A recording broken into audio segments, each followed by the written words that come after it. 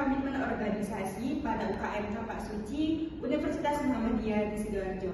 Sebelum itu, perkenalkan kami terlebih dahulu. Perkenalkan, nama saya Muhammad Zaki Mansyah.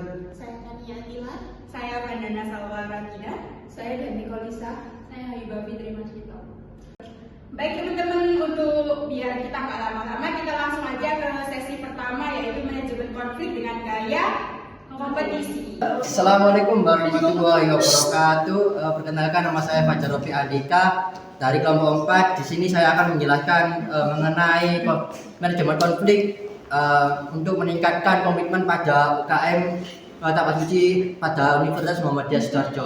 Yang mana saya slide selanjutnya, next. Di mana saya yang pertama akan menjelaskan mengenai pengertian gaya penting.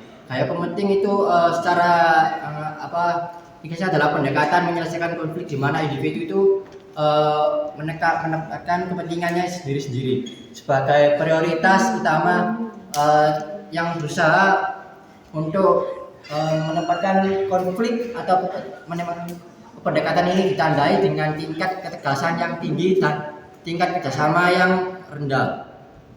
Gaya penting ini tidak selalu bermakna negatif. Dalam kondisi tertentu, gaya ini diperlukan untuk menjaga arah organisasi, menegakkan aturan, melindungi keputusan strategis, dan juga atau memastikan tujuan utama tetap tercapai meskipun terdapat perbedaan pendapat atau penolakan dari pihak lain. Ada karakteristik sikap tegas. Yang mana karakteristik sikap tegas dalam gaya penting ditunjukkan melalui kemampuan menyampaikan pendapat secara jelas, langsung, dan percaya diri. Individu yang menggunakan gaya ini cenderung kayak berani mengambil keputusan gitu loh, mempertahankan argumen, terus kayak berdasarkan alasan yang kuat, serta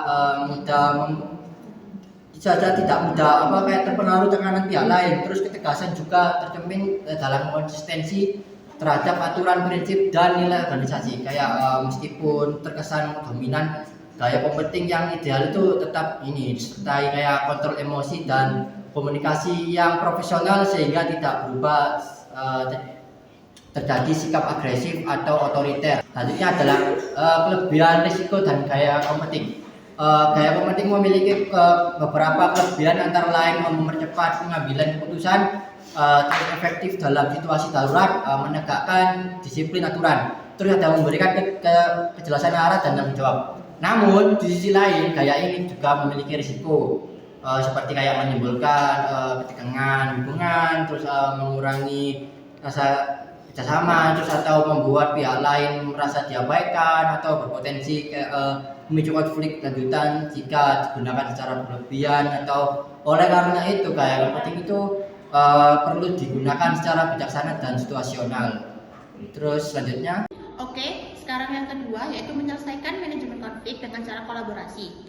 Yang pertama ada makna kolaborasi dalam konflik. Nah, kolaborasi dalam konflik ini adalah cara untuk menyelesaikan perbedaan dengan melibatkan semua pihak yang terlibat secara aktif. Nah, itu untuk mencari solusi secara bersama. Nah, fokusnya ini bukan pada siapa yang menang atau kalah, tetapi pada memahami kebutuhan masing-masing pihak. Nah, dalam pendekatan ini, semua orang itu diberi ruang untuk menyampaikan pendapat, didengarkan, dan juga dihargai. Lalu, konflik itu dipandang sebagai kesempatan untuk memperbaiki hubungan dan kerjasama, bukan sebagai ancaman. Nah, selanjutnya ada prinsip win-win solution. Prinsip win-win solution ini berarti solusi yang dihasilkan tidak merugikan salah satu pihak. Nah, semua pihak itu harus merasa diuntungkan dan diperlakukan secara adil. Nah, ciri utama dari prinsip win-win solution ini tuh meliputi yang pertama, tidak memaksakan kehendak pribadi, yang kedua, menghargai kepentingan bersama, dan yang terakhir, mengutamakan keadilan dan juga kesepakatan. Yang selanjutnya adalah langkah dialog kolaboratif. Nah, dialog kolaboratif ini itu dilakukan secara terstruktur, agar konflik tidak semakin membesar. Ada langkah-langkahnya untuk melakukan dialog kolaboratif ini. Yang pertama yaitu menyampaikan masalah secara asertif. Kedua, mendengarkan dan memahami sudut pandang. Ketiga, mengidentifikasi kebutuhan bersama. Dan yang keempat, mencari solusi bersama. Lalu yang terakhir, menyepakati keputusan. Oke, berikutnya ada gaya konflik penghindaran atau avoiding. Jadi pada gaya ini tuh merupakan gaya konflik yang ditandai dengan kecenderungan individu untuk menghindari konflik, terus menunda atau tidak tidak secara langsung menghadapi konflik yang terjadi. Dalam gaya ini, individu memilih untuk menjauh dari situasi konflik atau menunda pembahasannya dengan harapan situasi itu tuh menjadi lebih kondusif di kemudian hari. Padahal itu tuh enggak. Next, selanjutnya ada karakteristik utama dari gaya avoiding sendiri itu ada tidak terlibat secara aktif dalam konflik, menunda pembahasan masalah, menghindari konfrontasi secara langsung, menjaga jarak emosional yang dengan pihak yang berkonflik itu, terus memilih fokus pada stabilitas situasi untuk sementara. Next. Oke, selanjutnya ada gaya avoiding itu paling tepat digunakan untuk pas saat apa sih? Gaya avoiding itu secara efektif dalam kondisi tertentu itu diantaranya ada ketika emosi pihak-pihak yang berkonflik itu masih tinggi, ketika konflik bersifat sepele dan tidak berdampak besar, ketika diperlukan waktu untuk mengumpulkan informasi tambahan, terus ketika penyelesaian konflik perlu menunggu momen yang lebih tepat. Selanjutnya ada ketika menjaga keharmonisan jangka pendek lebih diutamakan. Oke, selanjutnya kita pindah ke gaya akomodasi. Nah, di sini ada gaya akomodasi, yaitu merupakan gaya manajemen konflik yang ditandai dengan kecenderungan individu untuk mengesampingkan kepentingan pribadi demi memenuhi kepentingan pihak lain. Pendekatan ini menekankan sikap mengalah, penyesuaian diri, dan upaya menjaga keharmonisan hubungan. Menurut Kenneth W. Thomas dan Rob Kilman, gaya akomodasi ini terjadi ketika seseorang mengabaikan kepentingannya sendiri untuk memuaskan kepentingan orang lain, terutama demi menjaga hubungan dan stabilitas kelompok. Next. Selanjutnya ada peran empati dalam konflik.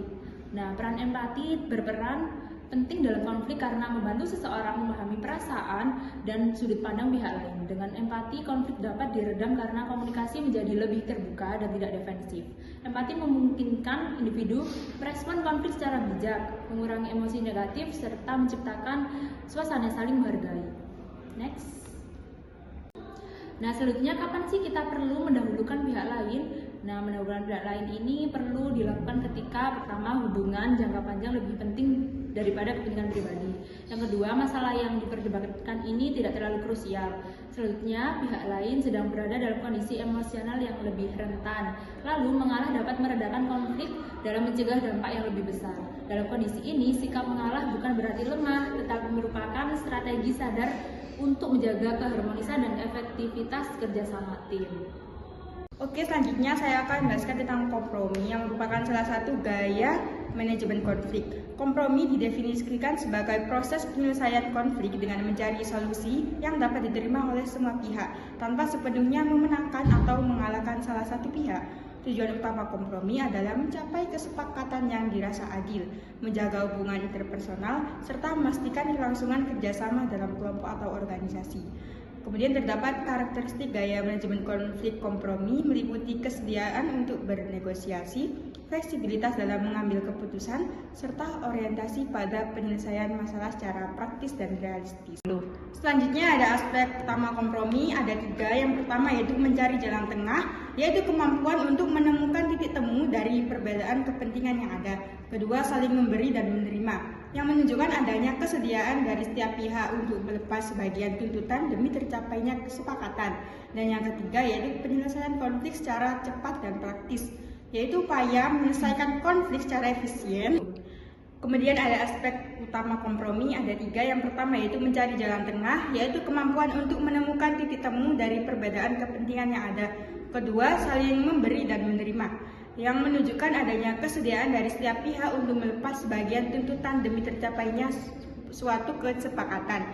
Yang ketiga yaitu penyelesaian konflik secara cepat dan praktis, yaitu upaya menyelesaikan konflik secara efisien tanpa memperpanjang permasalahan, sehingga hubungan kerja dan kerjasama tetap terjaga.